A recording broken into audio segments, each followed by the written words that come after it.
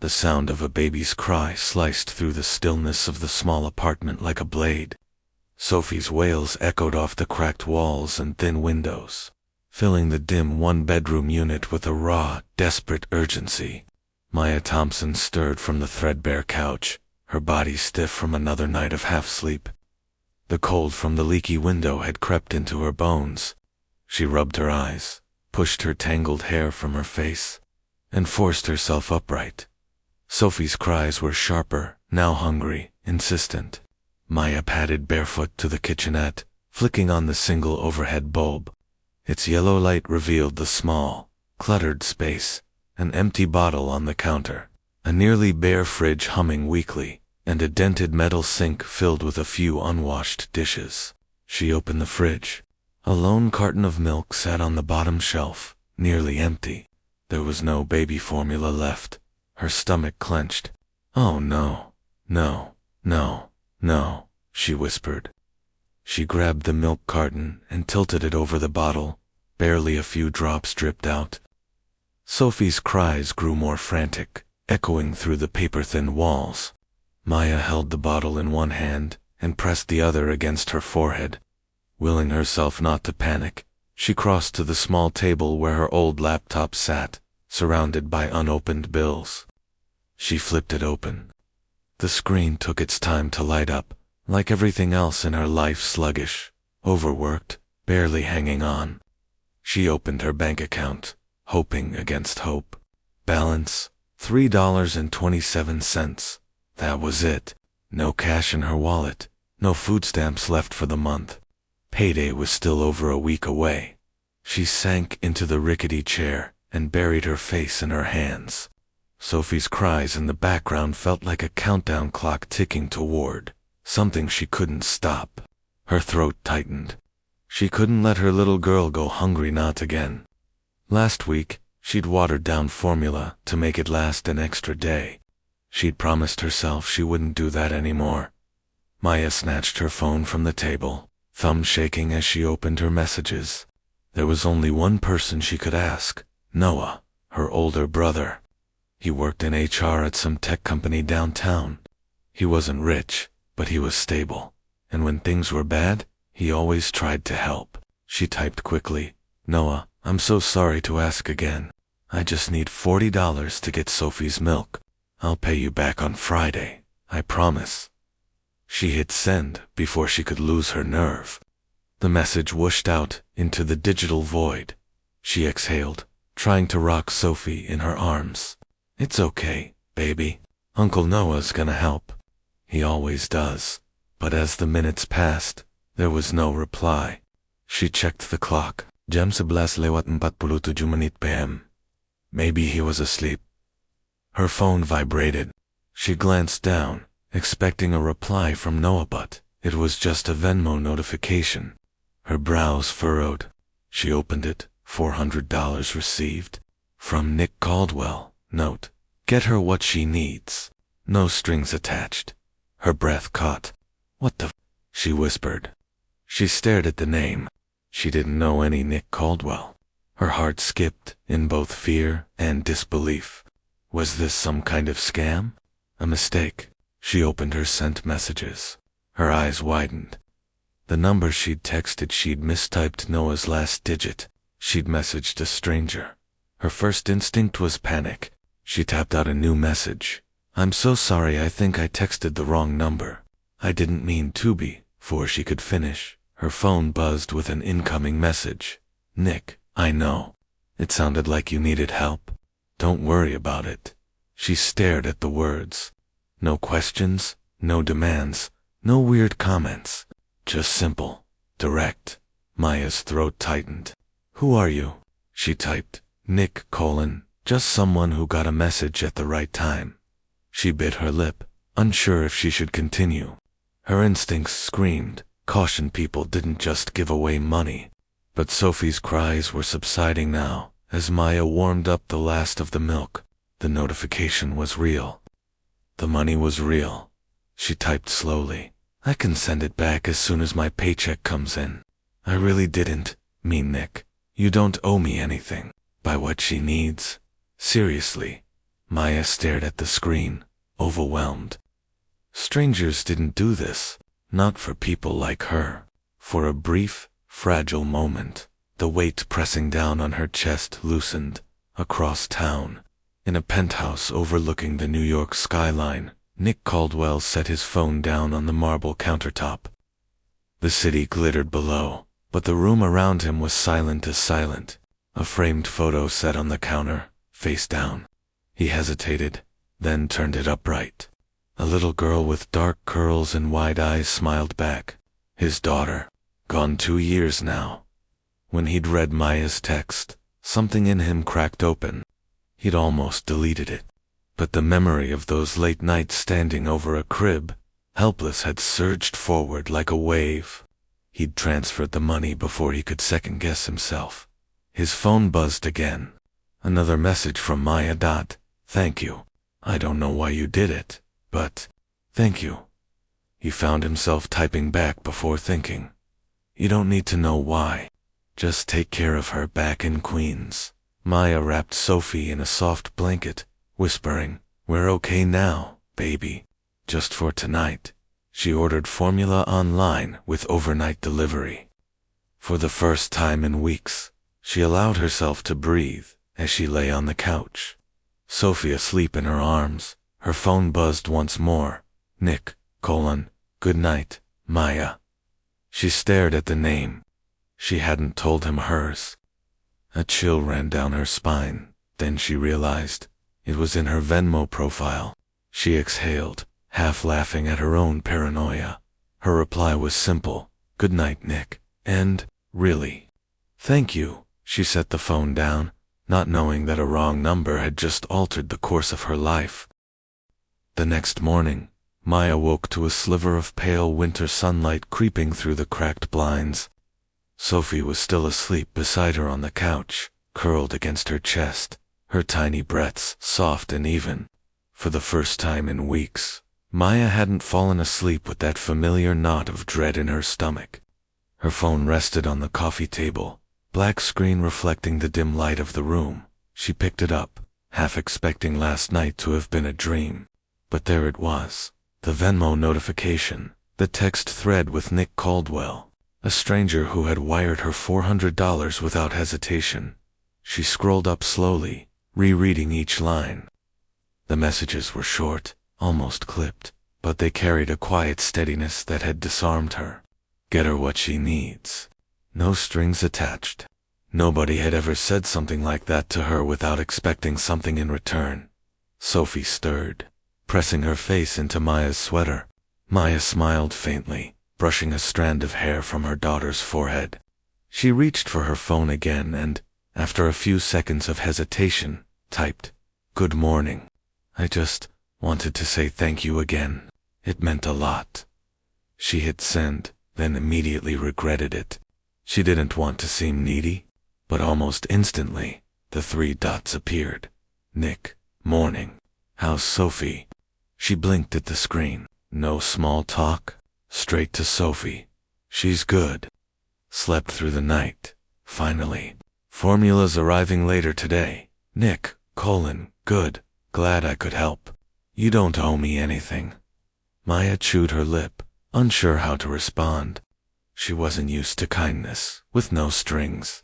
Eventually she typed, I don't like owing people, but, thank you. Nick, you don't. Trust me.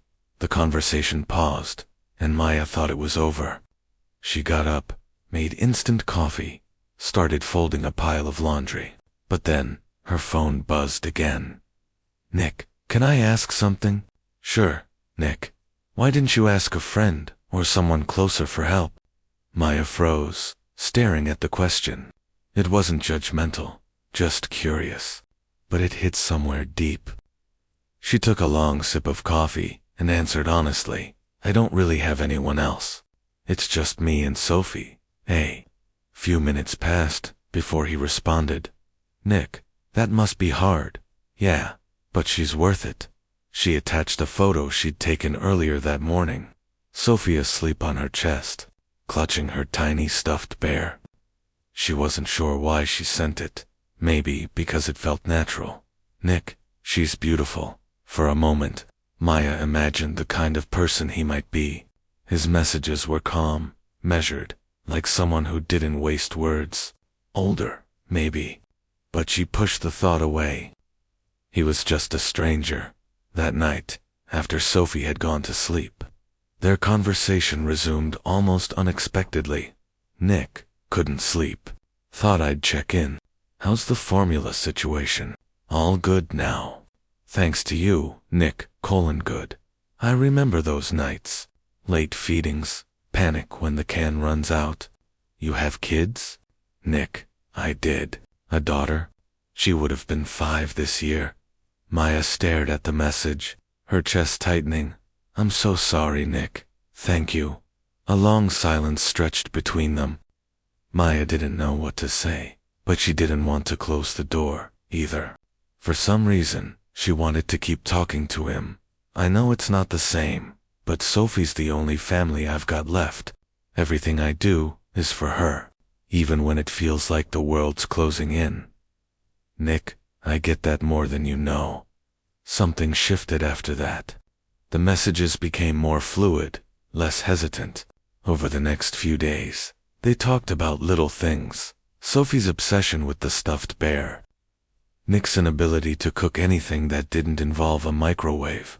Maya's disastrous attempt at changing a kitchen faucet by herself. He made her laugh. She surprised herself by laughing back. One night, near midnight, she admitted, sometimes I feel like I'm invisible. Like nobody really sees me. Just another broke single mom struggling to stay afloat. Nick, I see you. The words were simple, but they hit like a warm light in a cold room. She stared at them for a long time, unsure how to respond, heart thudding in her chest. 3 days later, as Maya balanced her phone between shoulder and ear while dressing Sophie for daycare, another message came in.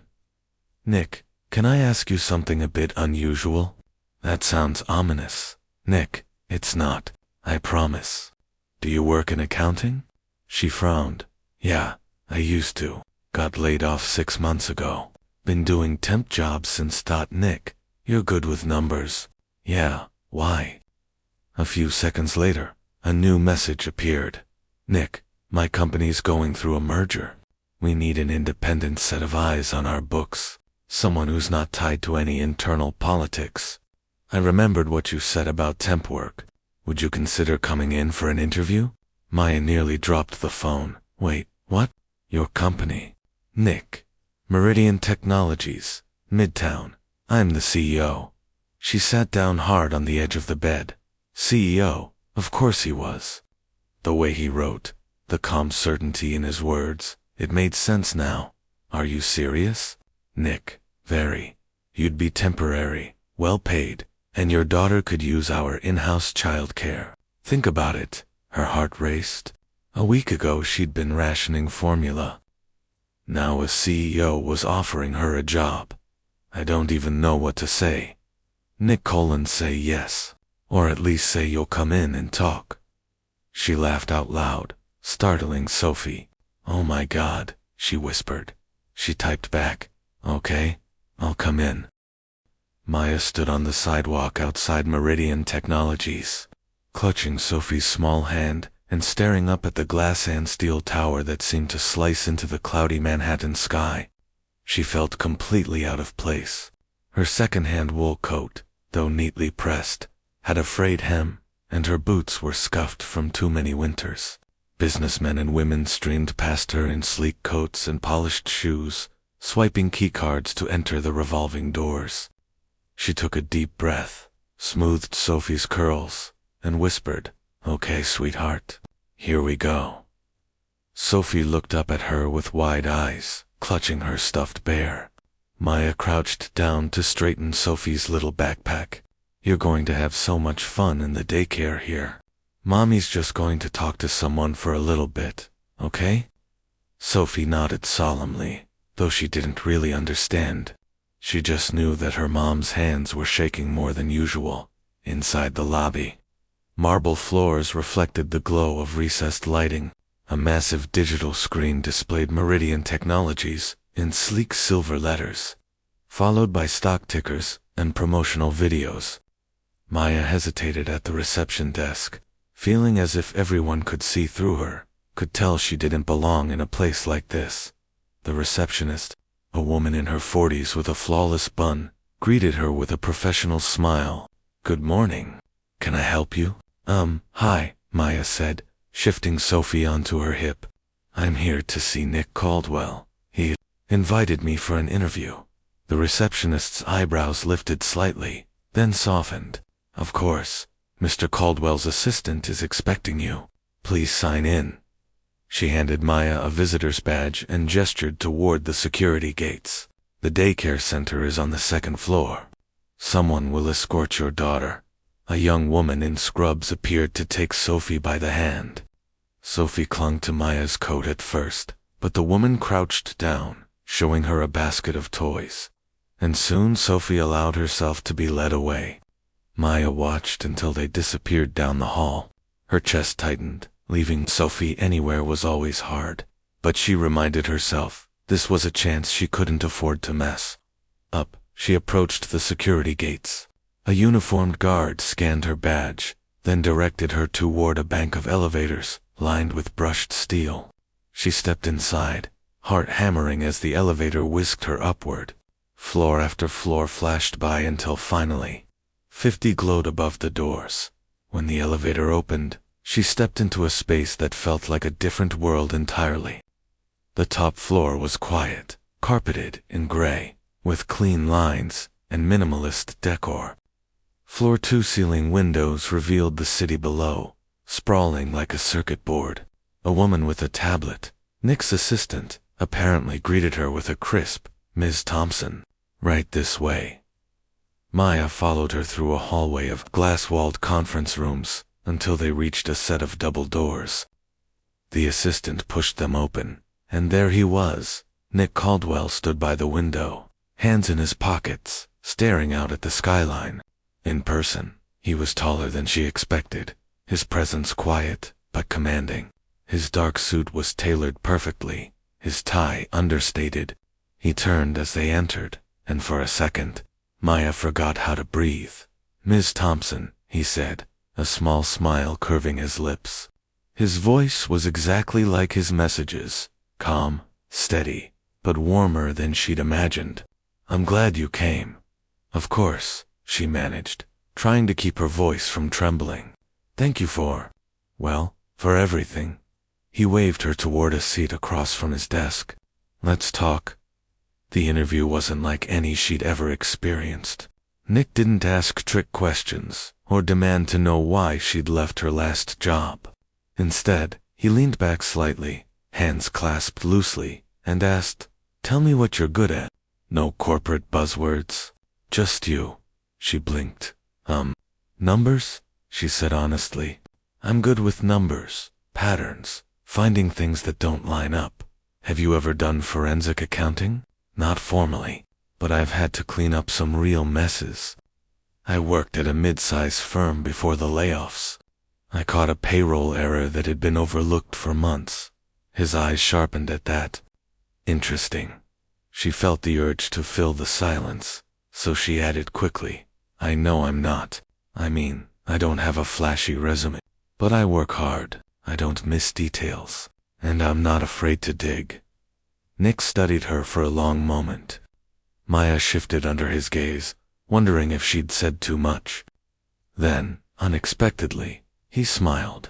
Not the polite, distant smile of a CEO, a real one. "Good," he said simply. He stood and crossed to a credenza, pouring coffee into 2 ceramic mugs. "Cream or sugar?" Maya hesitated. "Black is fine." He handed her a mug and returned to his seat. "Meridian is merging with a European conglomerate in 2 months. Before that happens, I want a full independent review of our books. Victor Hale, our CFO, handles the numbers, but I don't want this coming through his department. I need someone with fresh eyes. Someone who's not tied to anyone inside." Maya's pulse quickened. "And you want me?" Nick gave a slight shrug. "I want someone I can trust. And you, Ms. Thompson, Don't owe anyone here anything. That makes you valuable. She sat back, stunned. She was just a single mom who'd texted the wrong number. And now, a CEO was offering her a position that could change her life. I don't know what to say, she stammered. Say yes, Nick said, a hint of amusement in his eyes. It's temporary, well paid, and Sophie can stay in our daycare while you work. You'll have your own space, no corporate politics. She couldn't stop the nervous laugh that escaped her. This is insane. Maybe, he admitted, but sometimes the right things start the wrong way. Something in his tone made her look at him more closely. There was weight behind his words, like he knew exactly what that felt like. She took a deep breath. Okay? Yes, I'll do it. Nick nodded once, decisive. Good. My assistant will handle the paperwork. You can start next week. As Maya left his office, her knees felt weak, like she'd just stepped off a roller coaster. The elevator ride down was a blur. When she picked Sophie up from daycare, the little girl ran into her arms, with a squeal. Maya held her tight, heart racing with something she hadn't felt in a long time, hope. Maya's first official day at Meridian Technologies began with a sense of disbelief that still hadn't worn off. She adjusted the strap of her worn leather bag as she walked through the sleek lobby. Sophie trotting beside her, clutching her stuffed bear. Everything about this building, the polished marble, the glass walls, the confident stride of the employees, screamed wealth and stability. Maya felt like an imposter drifting into a world that had never been meant for her. The receptionist greeted her warmly this time, already knowing her name. Welcome back, Ms. Thompson. Daycare's ready for Sophie. Sophie clung to Maya's leg for a moment before letting herself be led away by a smiling attendant. Maya kissed her daughter's cheek and whispered, I'll be right upstairs. Promise. Riding the elevator alone, she tried to slow her breathing. You belong here. You have to. The number climbed past 40, 45, 50, until the doors opened to the same quiet corridor where she'd met Nick. This time, instead of leading her to the CEO's office, the assistant guided her to a small workspace directly adjacent. This will be yours, the assistant said, opening the door to reveal a surprisingly spacious office with a desk, computer, and even a small couch. Mr. Caldwell wants you close by. Maya placed her bag down, running a hand over the smooth desk. For years she had worked in cramped cubicles, always at the bottom rung. Now she had a door, a view, and a sense that something meaningful was about to begin. Not long after, Nick appeared in the doorway. His presence still startled her, not because he was intimidating, but because he carried himself with such quiet authority. How was he asked. She cried at first, Maya admitted, but I think she'll be okay once she sees the toys. Nick's mouth softened. She'll settle in. Kids are resilient.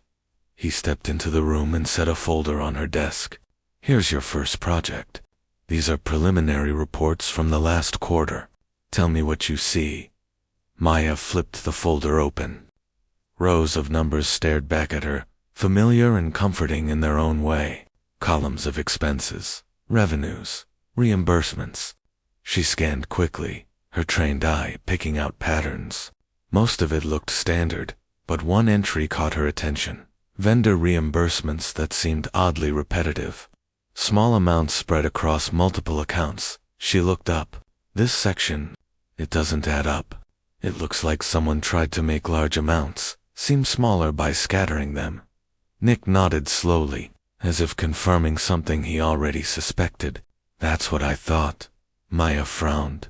You've seen this before? I've seen signs, he said, lowering his voice. But I needed someone with no ties here to say it out loud. A chill ran down her spine. You think it's deliberate? I think, Nick replied, that our CFO, Victor Hale, has been clever for a very long time.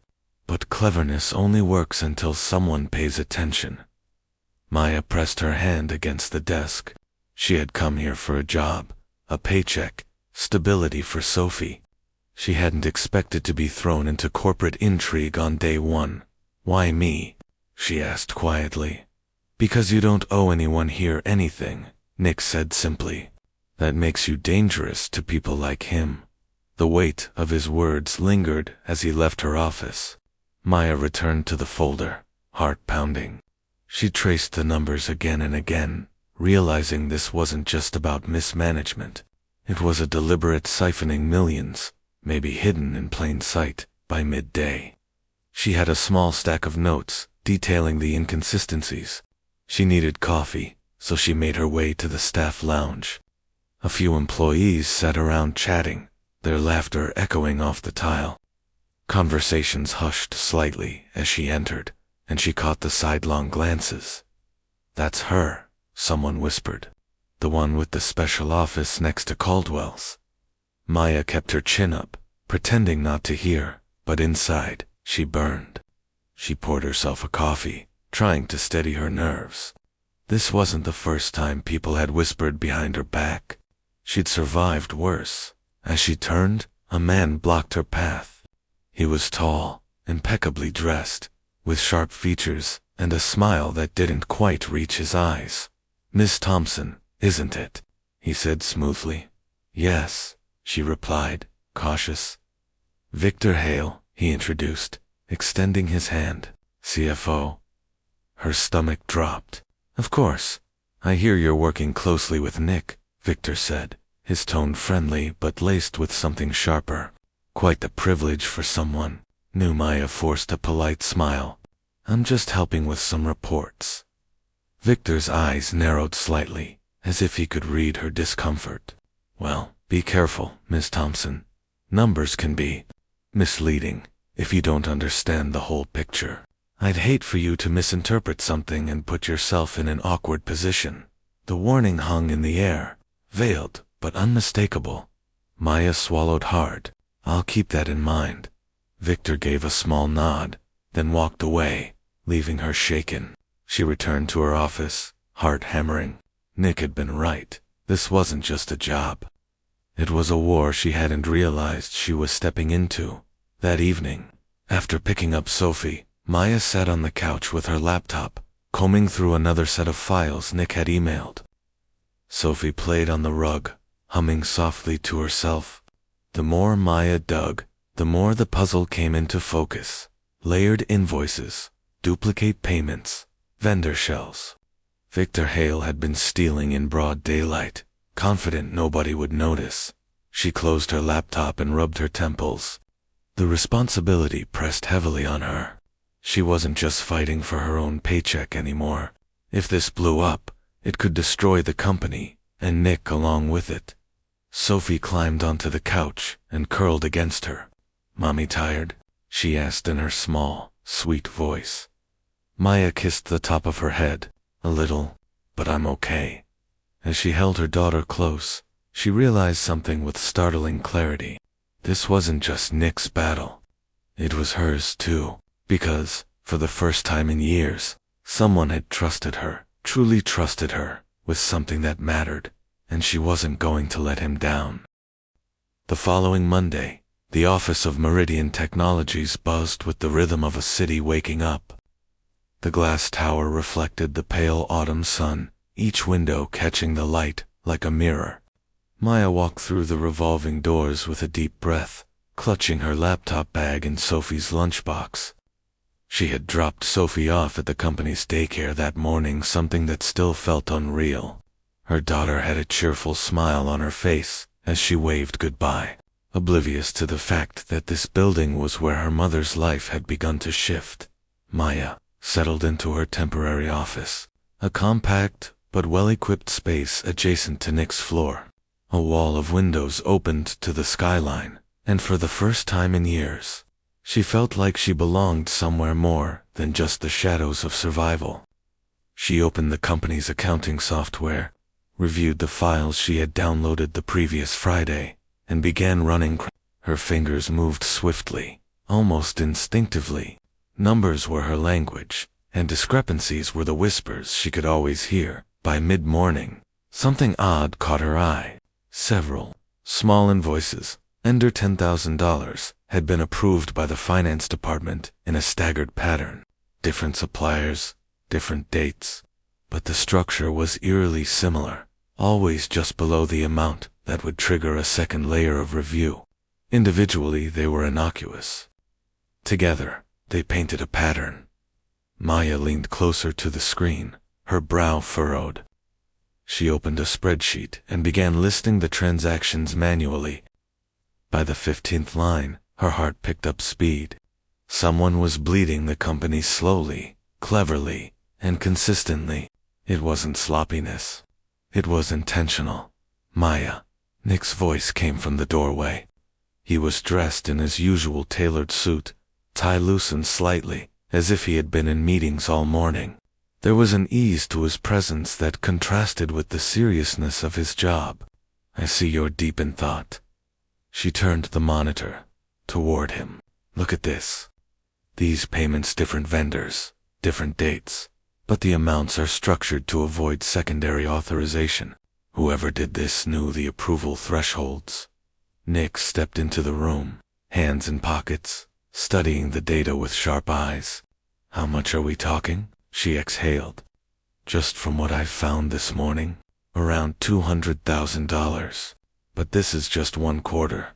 If this pattern goes back further, it could be millions, Nick finished, his jaw tightening. Victor's department handles approvals. But this is too clean for some low-level employee. Maya hesitated. You think it's him? I don't know yet, Nick admitted. But Victor has been with the company since the early days. He knows every loophole in our system. I brought you in because I needed someone fresh, someone who wasn't part of the old boys club to see what I couldn't. There was something in his tone that carried trust. Real trust. It startled her more than the numbers. The rest of the day moved in waves. Maya dug deeper, cross-referencing vendor addresses, tax IDs, and payment histories.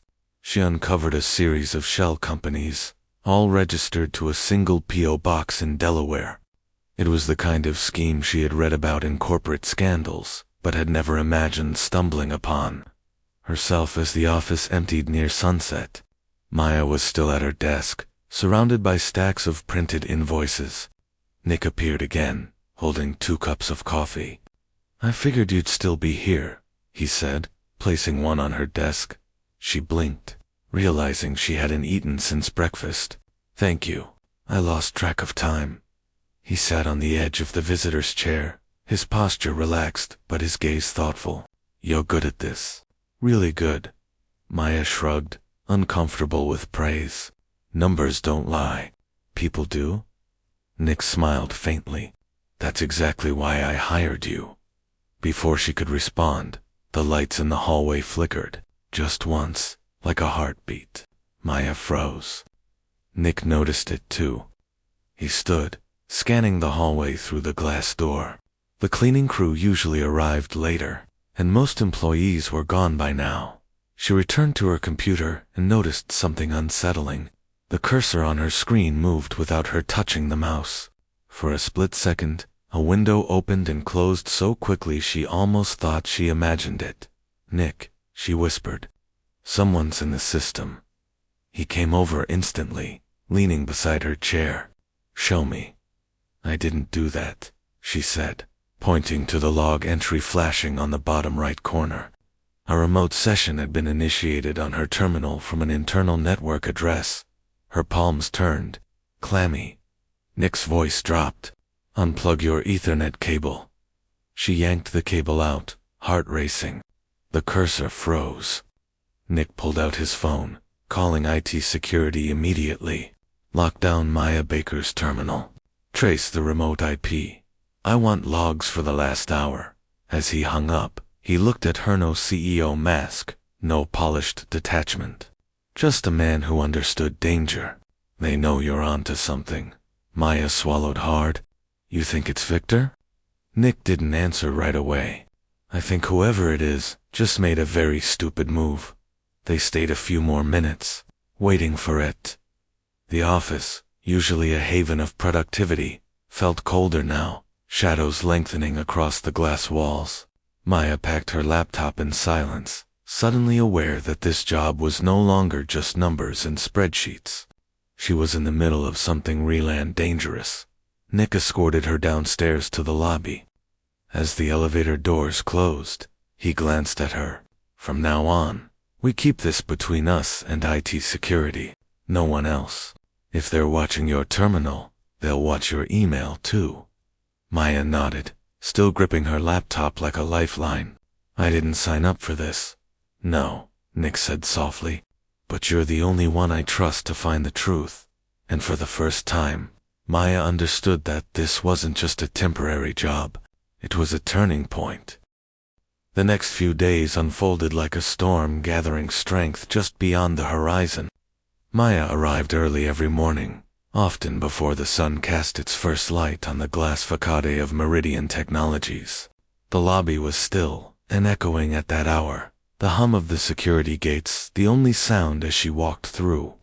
She liked those moments of quiet before the building filled with people.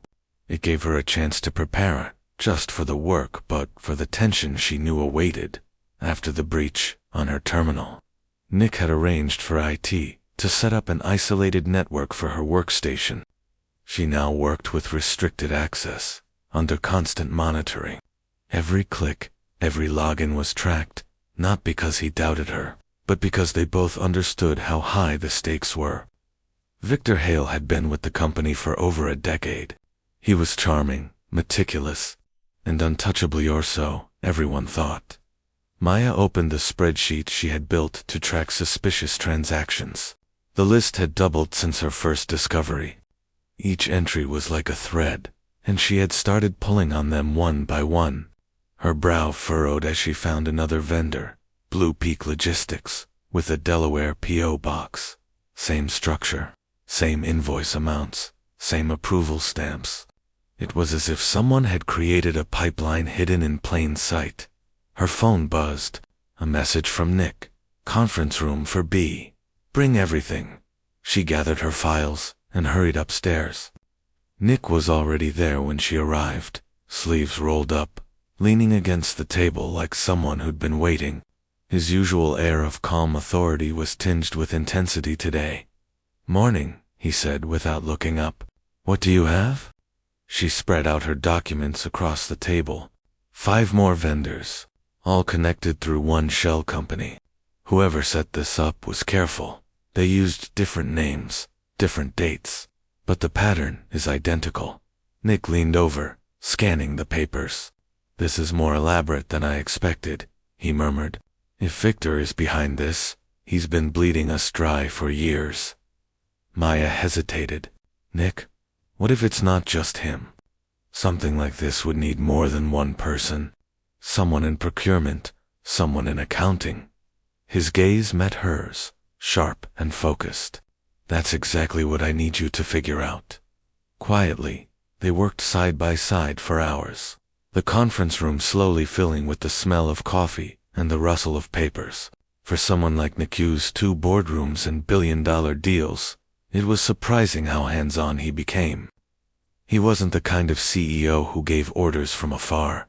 He dove right into the mess with her, and Maya found herself both unnerved and strangely comforted by his presence at one point. Their hands brushed as they both reached for the same file. The contact was brief, accidental, but her stomach tightened unexpectedly.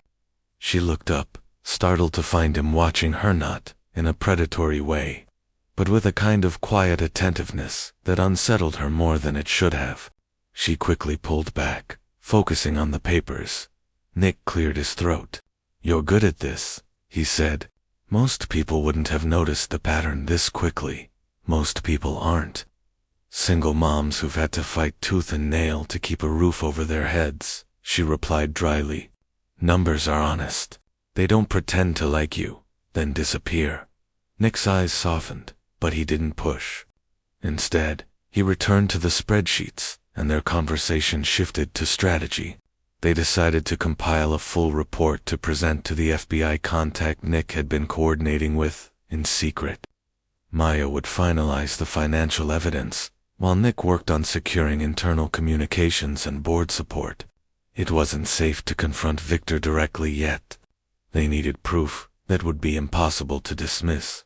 As dusk fell, the building emptied, but their conference room remained lit like a lone island. Maya rubbed her temples, exhaustion creeping in. Nick stood and stretched, his tie loosened, jacket discarded hours ago.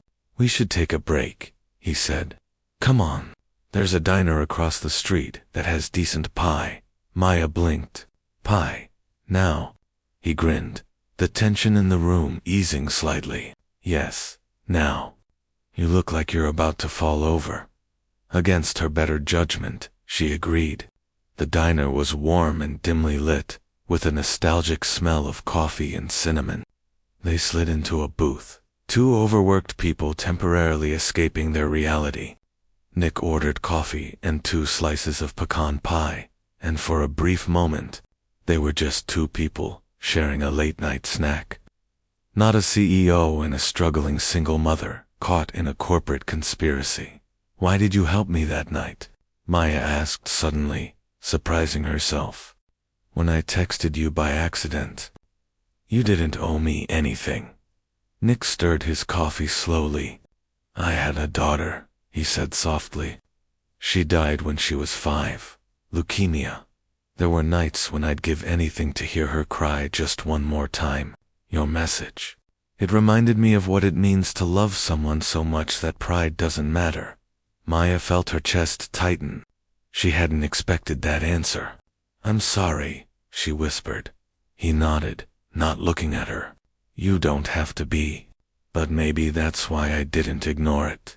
I knew what that kind of desperation sounds like." They sat in silence for a while after that, the weight of shared vulnerability hanging in the air. For the first time, Maya saw Nick not as a CEO, but as a man who had known pain, who carried it quietly beneath expensive suits and confident strides. When they returned to the office later that night, something felt different between them, not romantic yet, but undeniably closer. But their brief reprieve was shattered the next morning. Maya walked into her office to find an envelope on her desk. No name, no markings. Inside was a single sheet of paper with 3 words printed in bold black ink. "Stop digging now." Her hands trembled. She looked toward Nick's office across the hall. He wasn't there yet. For a moment, the sterile glass-lined corridor felt suffocating.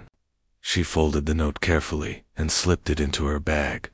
Someone knew exactly what she was doing and they wanted her scared. She wasn't sure if it was working. The anonymous note didn't leave Maya's thoughts for the rest of the day. She tucked it deep in her bag. But the weight of those 3 words, "Stop digging now," pressed on her mind like a cold hand on the back of her neck. Each time she glanced over her shoulder, each time a coworker passed her desk too slowly, she felt her pulse spike. It wasn't paranoia. It was instinct. Nick arrived, mid-morning, fresh from a board meeting. His sharp blue tie and immaculate suit contrasted with the shadows beneath his eyes, proof he hadn't slept much either. When he stepped into Maya's office, he noticed her tense posture instantly. "What happened?" he asked. She slid the note across the desk without a word. He unfolded it slowly, his expression hardening as he read. "When did you get this?" "This morning," she replied quietly. "It was just sitting there. No envelope, no handwriting to trace. Printed on standard paper." Nick folded the note in half again and tucked it into his jacket. "I'll have security pull camera footage from last night. No one outside authorized personnel should have been able to access this floor." Maya forced a shaky breath. "Do you think it's Victor?" "Could be him," Nick said. "Could be someone working with him. Either way, this means we're getting close." There was something reassuring about the way he said "we." It made her feel less alone, less like a single mother accidentally stumbling into a war. But the fear didn't disappear. It just shifted into a quiet, simmering determination. Over the next several days, the investigation intensified. Maya spent hours poring over financial ledgers, building a timeline of fraudulent activity. Each new vendor she uncovered led to another thread, another shell company, Another layer of deceit. What had started as a few suspicious invoices had grown into a sprawling web stretching back almost 3 years, siphoning millions. Meanwhile, Nick was busy behind the scenes. He met with legal advisors, arranged discreet conversations with board members he trusted, and kept FBI contacts in the loop. He moved like someone who had played this game before, calm, methodical, strategic. Maya found herself admiring his control, even as her own nerves frayed. One night, well past 10 p.m., Maya was the last person in the finance wing. Sophie was at home with a neighbor, and Nick had offered to cover the taxi fare so she wouldn't have to rush. The building was quiet, except for the hum of the HVAC system. She was inputting final data when she heard footsteps. They were slow, deliberate, echoing down the empty hallway. Maya froze, her hands hovering over the keyboard. "Nick," she called softly. No answer. The footsteps stopped outside her door. Her heart hammered. She rose slowly, reaching for the doorknob, but before she could turn it, the light in the hallway flickered. A shadow moved past the frosted glass panel. Then silence. She locked the door and backed away. Her breathing was shallow, fingers gripping her phone. She dialed Nick's number with shaking hands. He answered immediately. "Maya, there's someone outside my office," she whispered. They were just standing there. "Stay put. I'm 2 floors down," he said, his voice suddenly all steel. "Don't open the door." The next 2 minutes stretched into an eternity. Then she heard the elevator ding, footsteps again, this time faster, purposeful. Nick's voice called her name. She unlocked the door and nearly collided with him. He was slightly out of breath, tie loosened, his expression fierce. The hallway was empty. "Security's on their way," he said. "Whoever it was, they're gone now." Maya leaned against the doorframe, her knees weak. "Nick, this is getting dangerous." "What if Sophie?" He placed a steadying hand on her shoulder. "Hey, I know. And I promise you, I won't let anything happen to either of you." There was something about the way he said it, quiet but absolute, that anchored her. For a moment, the fear lifted after the incident. Nick insisted on increased security for Maya. A company car would now pick her up and drop her off each day. She objected at first, but he was relentless, and deep down, she knew he was right. Whoever was behind this had money, power, and now they knew her name. Their late nights became more frequent after that. Nick started working from her office sometimes instead of his own, under the pretense of efficiency. But Maya suspected it was more about making sure she wasn't alone. They developed an easy rhythm. She handled the numbers, he strategized the legal and corporate maneuvers. Sometimes, they'd share takeout dinners at her desk, trading quiet stories between spreadsheets. One evening, as rain tapped gently against the windows, Nick leaned back in his chair and studied her. "You ever wonder how you ended up here?" he asked. Maya glanced at him. "Every day?" He smiled faintly. "No, I mean really. One wrong number in a text, and suddenly you're knee-deep in corporate fraud investigations with a man you barely knew 2 months ago." She laughed, a sound that surprised her. "When you put it that way, it sounds insane." "Maybe it is," he said softly. "But maybe it's also meant to be." The warmth in his gaze made her stomach flutter. She looked away quickly, pretending to focus on her laptop. She didn't have time for distractions, especially not this kind. But the truth lingered between them, like the soft hum of the office lights. Something was shifting by the end of the week. Their efforts paid off. Maya had traced the fraudulent transactions to a hidden offshore account. The name on the registration papers wasn't Victor's, but someone close to him, a trusted procurement manager named Lisa Grant. She presented her findings to Nick late Friday evening. "This is it," he said, scanning the documents. "The missing link. If Lisa's account ties back to Victor, we can prove collusion." Maya nodded. "I've already compiled the transfer logs." All we need is authorization to bring the FBI in. Nick's expression turned serious. We'll do it Monday. But Maya, this weekend I want you and Sophie somewhere safe. My driver will take you to one of our company's safe houses outside the city. No arguments. She opened her mouth to protest, but the look in his eyes stopped her. It wasn't arrogance, it was concern.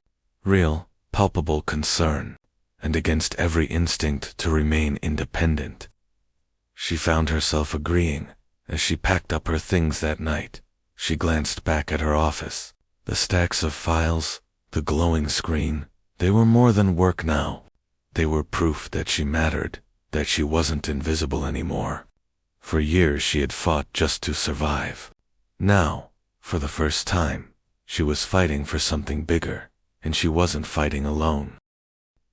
Monday began like any other day, but there was a strange heaviness in the air, the kind that made Maya's stomach twist for reasons she couldn't quite name.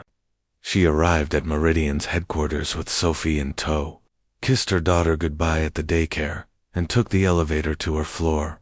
As she stepped into her office, she noticed 2 security guards stationed near the reception desk. That was unusual. They nodded at her, but didn't smile. She brushed it off and immersed herself in work. Over the weekend, she and Sophie had stayed at the company's safe house, a quiet property outside the city, surrounded by trees. For the first time in weeks, she had slept through the night without checking the locks every hour. But now, back in the sleek corporate tower, the sense of safety began to fray. Nick appeared in her doorway around 10 a.m., his usual calm replaced with a tightly controlled edge. "We need to talk," he said. His voice was low, urgent. She followed him into his office, closing the door behind them.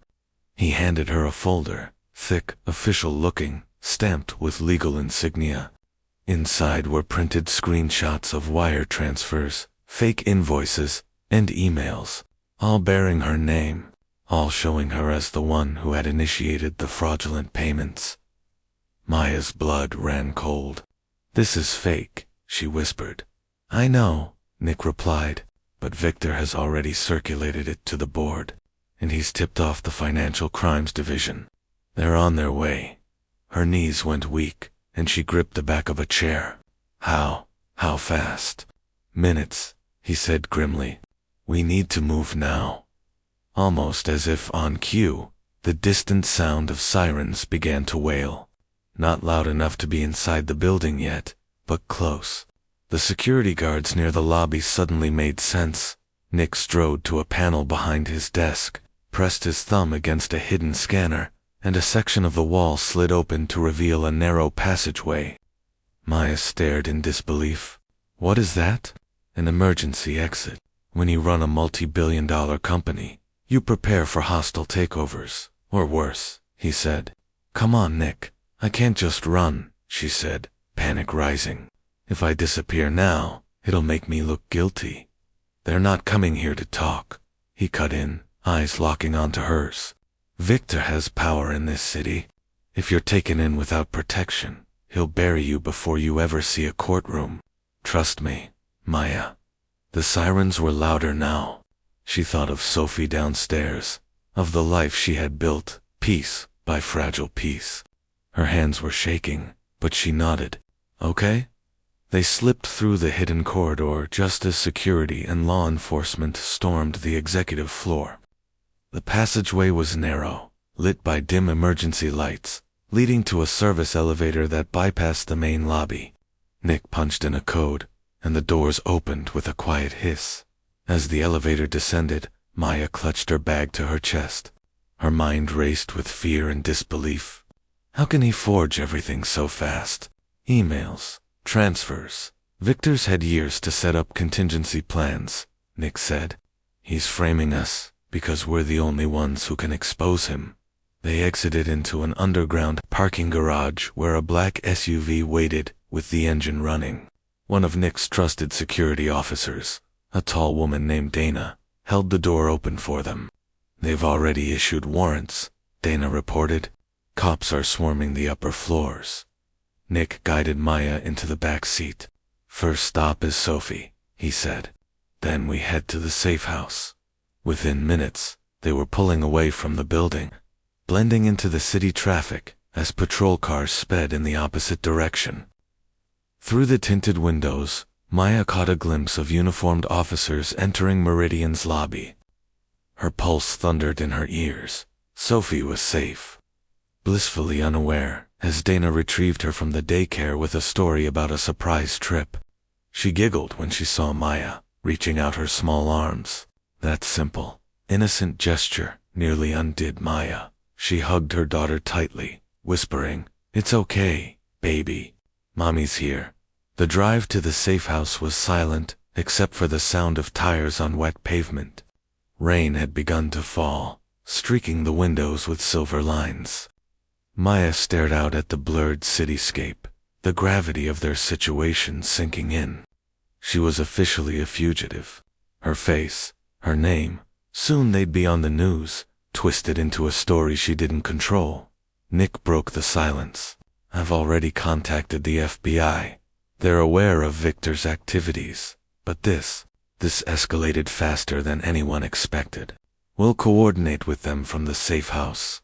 They have protocols for whistleblowers in higher cases." Maya turned to him, her voice trembling. "Why are you doing all this for me?" His eyes softened, but his answer was steady. "Because you're not just some employee who got caught in the crossfire. You're the one who found the truth, and because I trust you." Maya. They arrived at the safe house, a secluded property outside the city, surrounded by tall pines and hidden from the main road. Inside, it was surprisingly warm and well-stocked, more like a vacation home than a hideout. Dana checked the perimeter, while Nick made calls to legal teams and federal contacts. Maya tucked Sophie into the guest bedroom for a nap, then joined Nick in the living room. He was sitting on the couch, sleeves rolled up, speaking quietly into his phone. The sight of him there, a powerful CEO reduced to a man fighting to keep control of a collapsing situation, struck her deeply. When he hung up, he looked tired but resolute. "FBI will send a team tonight. They'll coordinate from here." She sank into the chair across from him. "Do you think they'll believe us?" "I think they already do," he said. "But Victor's smart. He's built layers of protection around himself. If we want to clear our names, we'll have to dismantle his entire operation." For a long moment, they sat in silence, the rain tapping against the windows like a soft drumbeat. Maya glanced at Sophie's closed door. "I never wanted any of this," she whispered. "I know," Nick said, "but you're stronger than you think." And for the first time, she almost believed him. The rain had eased by the time the FBI agents arrived at the safe house. Night had settled thickly over the woods, and the pines surrounding the property stood like sentinels in the dark. Headlights cut through the trees as two unmarked SUVs rolled quietly up the graveled driveway. Maya watched through the window, clutching her sweater tightly around her shoulders. She had never seen real federal agents in person before, only on television. Now, they were here because of her. Nick opened the door, greeting them with a firm handshake. Two agents stepped inside, a woman in her 40s, with sharp eyes and a calm demeanor, and a younger man carrying several folders under his arm. "Mr. Reed," the woman said, "I'm Special Agent Carter. This is Agent Lopez. We're here to get you both up to speed." Maya hovered near the kitchen, feeling out of place among their crisp suits and quiet authority. Agent Carter noticed her and offered a reassuring nod. "You must be Ms. Baker. We've reviewed your financial report. Impressive work." Maya blinked. "You have—" Carter set her briefcase on the table and opened it, revealing a laptop and stacks of documents. "Nick's legal team shared your files with us over the weekend. You identified patterns we'd been chasing for months. You're the key to bringing Victor Hale down." The words "key" and "bringing down" landed heavily. Maya sat at the table, hands folded in her lap, forcing herself to focus as Carter laid out the situation. Victor's operation wasn't just internal embezzlement. It was connected to a larger money laundering network that stretched into shell corporations overseas. He had powerful allies, including at least one board member who benefited from the siphoned funds. Our current challenge, Carter explained, pointing to a flowchart on her screen, is that Victor has positioned himself as the whistleblower. He's told the board and law enforcement that you two are behind the theft, and he's heroically exposing it. Nick muttered a curse under his breath. Carter continued, unfazed. The good news is, we've been tracking the offshore accounts you uncovered. The bad news is, we can't arrest him yet. We need him to incriminate himself in front of the board and our agents. That's where you come in. Maya's heart thudded. Me. Agent Lopez nodded. You're the one he underestimated. You have the financial trail. If we orchestrate this correctly, Victor will try to discredit you publicly, and in doing so, he'll expose the network he's built. Nick leaned forward. The board meeting is scheduled for Friday. He'll use it to push for my removal and solidify his story. If we can corner him there, then we'll have everything we need for immediate arrest, Carter finished. But we need evidence presented in a way that forces his hand. Maya listened, absorbing every word. It felt surreal. A week ago, she had been a desperate single mom counting change for baby formula. Now, federal agents were talking about using her to help take down a criminal mastermind. Fear tangled with adrenaline in her chest. Later that night, after the agents set up a temporary operations hub in the den, Maya found herself sitting on the back porch, staring at the wet trees. Sophie was asleep upstairs, blissfully unaware of the storm brewing around them. She pulled her knees to her chest, letting the cool night air calm her racing mind. Nick stepped outside, carrying 2 mugs of tea. He handed her one and sat beside her. You've been quiet. I'm terrified, she admitted. Her voice trembled, but the honesty felt freeing. I never wanted to be part of something like this. I just wanted to keep my job and take care of Sophie. Nick stared into the dark woods. You didn't choose this. Victor dragged you into it the moment he started forging those documents, but you're handling it better than most seasoned auditors I've worked with. She gave a short, incredulous laugh. You say that like I'm some kind of hero. You are, he said simply. Their eyes met in the dim light filtering from the porch. There was something raw in his gaze, admiration, gratitude, maybe something more. Maya looked away first, taking a sip of tea to steady herself. She wasn't ready to face what was growing between them. Not here. Not now. The following days passed in a blur of preparation. The safe house became a war room. FBI agents worked in shifts, reviewing financial trails and constructing airtight arguments. Nick coordinated with his legal team, ensuring the board meeting would proceed under close surveillance. Maya spent long hours reviewing every piece of data she had uncovered, rehearsing how to present it clearly under pressure. Agent Carter coached her through the strategy. Victor will try to undermine you, she warned. He'll go for your credibility, your background, your financial situation, anything he can find. You need to stay calm and let the evidence speak. Maya nodded, though her stomach knotted at the thought.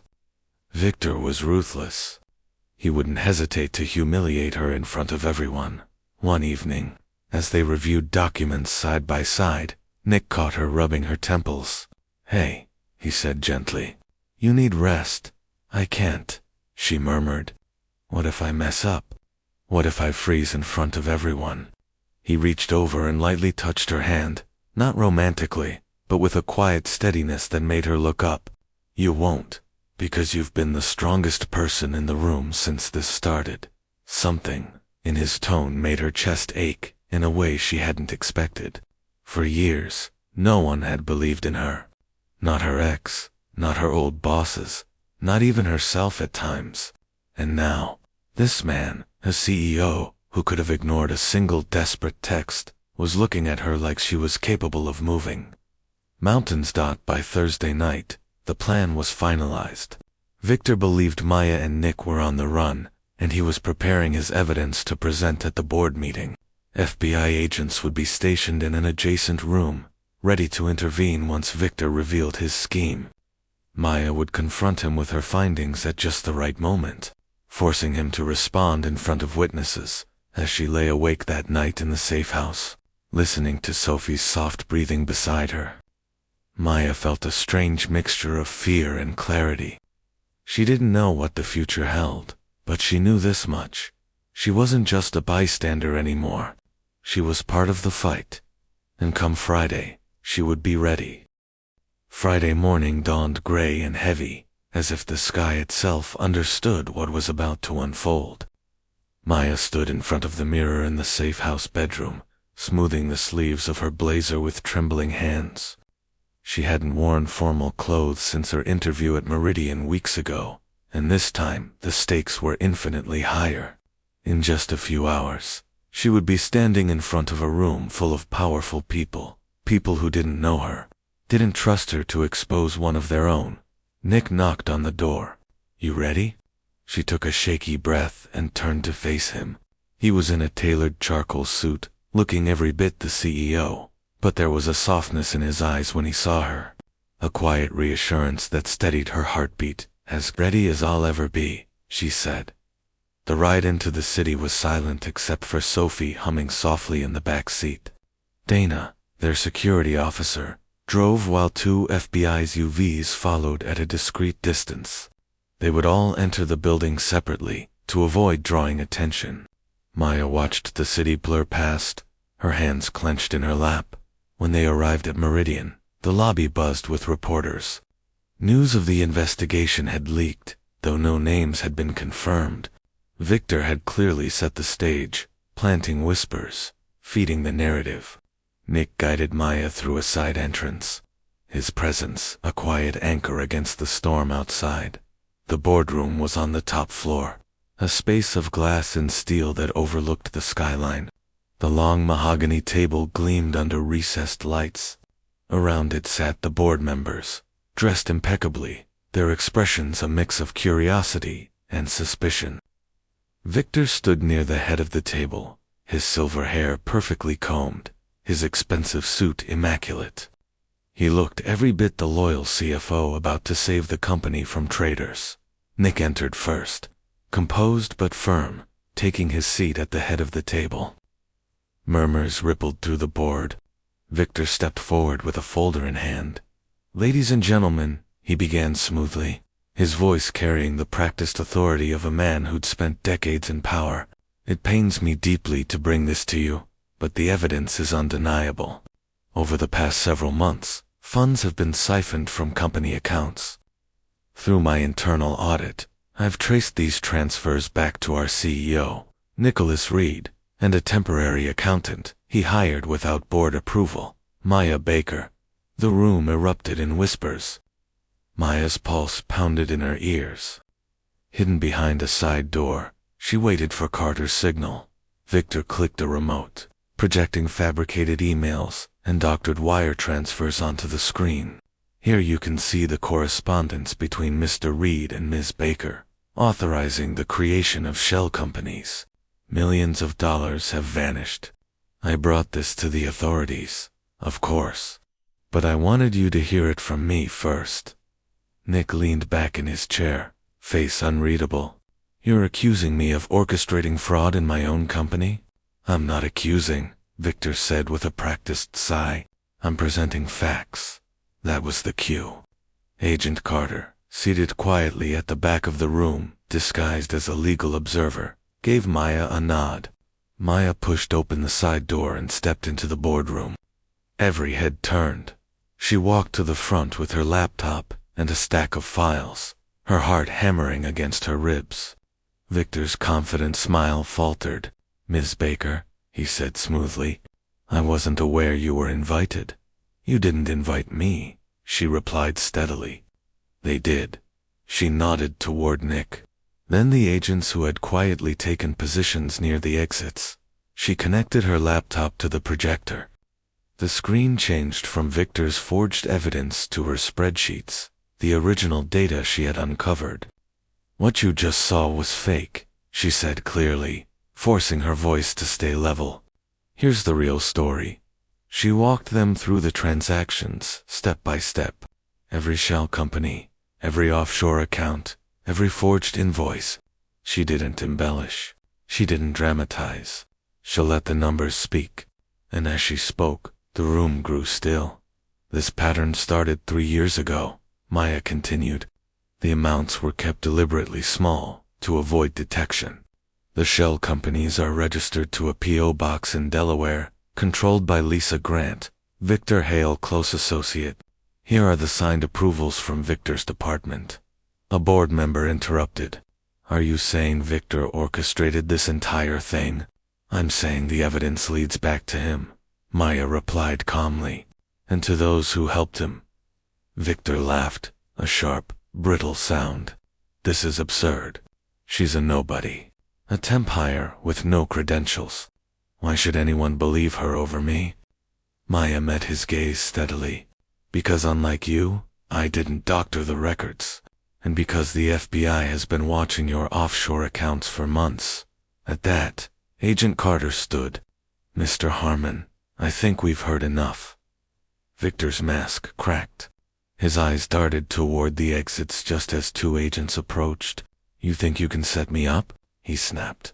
You think I'll just let you destroy me? He reached into his jacket. For a terrifying second, Maya thought he might have a gun, but it was a knife, small and sharp. He lunged toward her. Nick moved faster than she'd ever seen, stepping in front of her. The blade grazed his arm, tearing his jacket and drawing blood. Chaos erupted. Agents tackled Victor to the ground, disarming and handcuffing him. Maya's ears rang with the shouting, the pounding of her own heartbeat. Nick winced, but stayed on his feet. You okay? He asked, voice rough. She nodded shakily. You're the one bleeding. It's nothing, he muttered, as agents hauled Victor away.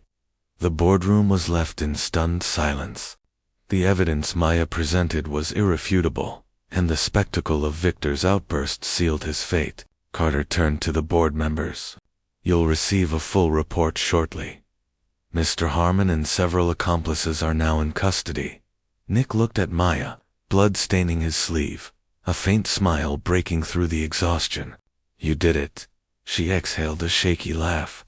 No, we did. And for the first time since this nightmare began, Maya felt something she hadn't in years. Power. Not over others, but over her own story. She wasn't just surviving anymore. She was fighting back. The days that followed Victor's arrest passed in a blur of statements, debriefings, and exhausted relief. Meridian Technologies was buzzing with activity, FBI agents coming and going, board members scrambling to distance themselves from the scandal, reporters camped outside the glass tower. But beneath the chaos, there was a sense of clarity, as though a dense fog had finally lifted. Maya found herself in the middle of it all. For weeks, she had operated from the shadows, quiet, unseen, a temporary hire. Now board members sought her out in the hallways to shake her hand. Employees whispered about the accountant who had brought down the CFO. She didn't enjoy the attention, but there was something deeply satisfying about standing tall for once. She had fought back, and people noticed. Nick spent a few days recovering from the knife wound, but true to his stubborn nature, he returned to work far sooner than the doctors advised. He wore his bandage like a badge of defiance, brushing off concern with his usual dry humor. Maya visited his office on his first day back, carrying 2 coffees. You should be resting, she said, handing him a cup. He leaned back in his chair, flashing that familiar half-smile. I rest poorly. Besides, someone has to steer this ship. She rolled her eyes but couldn't hide the warmth spreading through her chest. Their shared ordeal had built something between them, a quiet trust, forged under pressure. A week later, the board formally cleared both of them of all accusations. Nick's leadership had been vindicated, and his decisive cooperation with the FBI actually strengthened his position. Victor and his co-conspirators faced an airtight federal case, with Maya's evidence at its core. Then came the unexpected. Nick called Maya into the boardroom one morning. To her surprise, the entire board was seated, their expressions solemn. Nick stood at the head of the table. "Maya Baker," he began. "In recognition of your extraordinary work, the board has unanimously approved the creation of a new internal audit department at Meridian, and they would like you to lead it as director." Her mouth fell open. "Director?" Nick's eyes softened as he met hers. "You've more than earned it." Applause broke out around the table. Maya stood frozen for a moment before laughter bubbled out of her, half disbelief, half joy. She had spent so much of her life struggling to be heard, to prove herself. Now, she wasn't just being heard, she was leading. The following months were a whirlwind.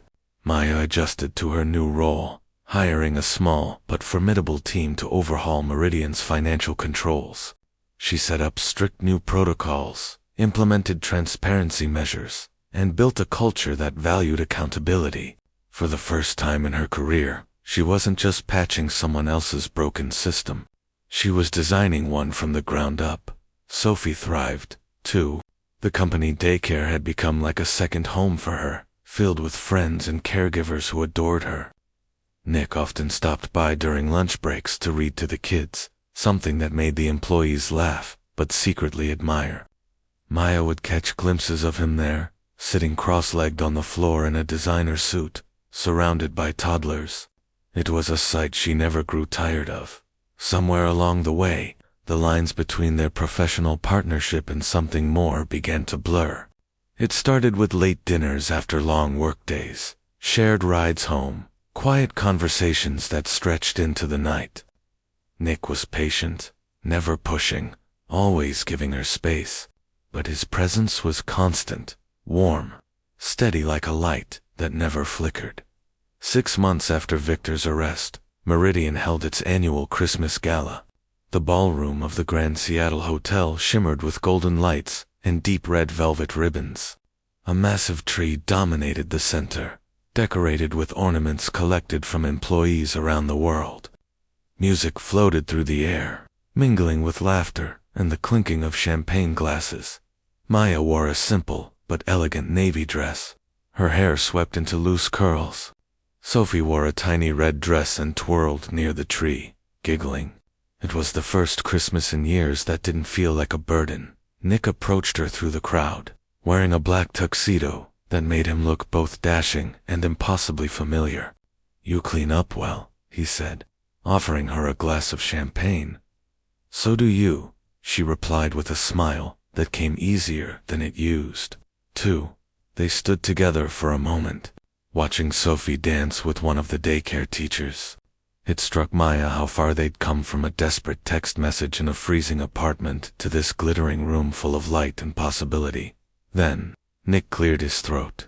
"Can I borrow everyone's attention for a moment?" The music softened. Conversations quieted. He stepped toward the center of the ballroom, microphone in hand. 6 months ago, he began, Meridian faced a crisis unlike anything in its history.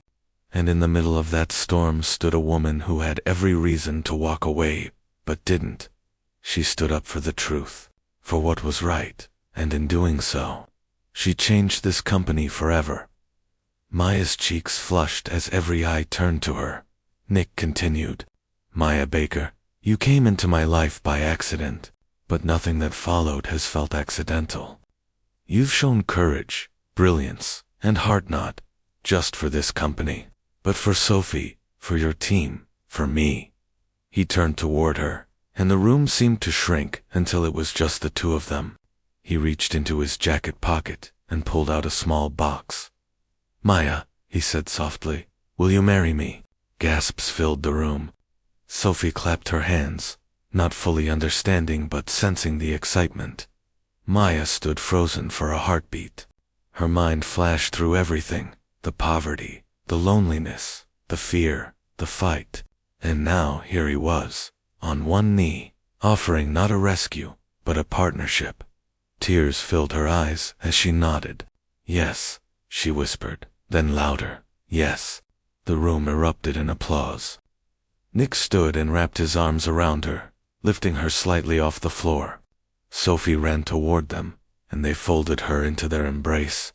For the first time, they felt like a family, not by accident, but by choice. As snow began to fall softly outside the ballroom windows, Maya realized that the story she had stumbled into with the wrong number had become something she never dared to imagine. A future filled with love, purpose, and light. The morning light spilled softly through the wide windows of their home, painting the kitchen in warm gold. The air smelled of cinnamon and fresh coffee. Maya stood at the stove, stirring pancake batter, while Sophie, now a lively 4-year-old, sat on the counter swinging her legs and trying to sneak blueberries into the bowl. Not all of them, Maya laughed, gently catching her daughter's hand before she dumped the entire container. Sophie giggled, her curls bouncing. Behind them, Nick walked in wearing pajama bottoms and a Henley shirt, his hair still messy from sleep. He wrapped his arms around Maya's waist and pressed a kiss to the back of her neck. "This is my favorite sight," he murmured. She leaned back into him, without thinking. A year ago, this kind of morning had been something she could only imagine, a fantasy, too fragile to touch. Now, it was their life. Not perfect, not a fairy tale, but real and steady. After breakfast, the three of them bundled up and stepped outside. It was the first day of December, and Seattle carried that crisp, winter-is-coming feeling. They walked to the nearby park, Sophie racing ahead with her red scarf trailing like a comet. Nick and Maya walked hand in hand behind her, talking softly. The company had grown stronger than ever under the new internal controls. Maya's department had become a respected pillar of Meridian Titron, trusted and admired. She had a corner office now, but she still liked to roll up her sleeves and work alongside her team. Nick, meanwhile, had surprised everyone, including himself, by finding balance. He had learned to step back from the relentless CEO grind, delegating more, trusting others. He made it home for dinner most nights. Sometimes, he even handled daycare pickup himself, earning amused looks from the other parents who weren't used to seeing the Nick hailed. Carrying a pink unicorn backpack, they reached the playground, and Sophie scrambled up the slide ladder. Maya watched her, heart swelling at the sight. There had been a time when she'd worried endlessly about giving Sophie a stable life. Now, the little girl had everything she needed: love, safety, and a future. Nick noticed her expression and squeezed her hand. "Penny for your thoughts." She turned to him, smiling softly. "Just thinking about how far we've come. It still feels a little surreal sometimes." He nodded, his gaze lingering on her. "Me too. A year ago, I was buried in work, convinced nothing could pull me out. Then some stranger texted me asking for formula money." Maya laughed, a sound that rang clear in the cold air. "And instead of blocking her like a normal person, you sent her $400. He grinned. "Best investment I ever made." They stood there for a while, in comfortable silence, watching Sophie climb, slide, and run, her laughter mingling with the distant sounds of the city. That evening, they returned home and began decorating for Christmas. Sophie hung ornaments haphazardly on the lower branches, while Nick tackled the lights, pretending to grumble every time they tangled. Maya lit candles and turned on soft jazz. When the tree was finally done, they turned off the other lights and stood together, looking at the warm glow filling the room. Sophie crawled sleepily into Nick's arms, her head on his shoulder. Maya leaned against him, her hand resting over his heart. "Do you ever think about how it all started?" she whispered. "All the time," he replied. "A wrong number that turned out to be the right person." She tilted her head to look at him, her eyes shining in the tree light. "I love you, Nick." His voice softened. "I love you too, Maya. More than I ever thought I could love anyone again." He kissed her forehead, and for a moment, the world outside fell away. There was only this warmth, light, family dot, as snow began to fall outside. They held each other close, grateful for every twist of fate that had brought them here.